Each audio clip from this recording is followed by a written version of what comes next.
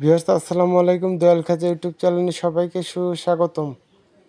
সূরা মুনাফিকুন এই পবিত্র সূরাটি যে ব্যক্তি 160 বার পাঠ করিবে সে ব্যক্তি চুগলখোরের চুগলি হইতে বাঁচিয়া থাকিবে। সূরা তাগাবুন দৈনিক 3 বার করিয়া সূরা তাগাবুন পাঠ করিলে ধারণাতীত বরকত দেখা দেবে।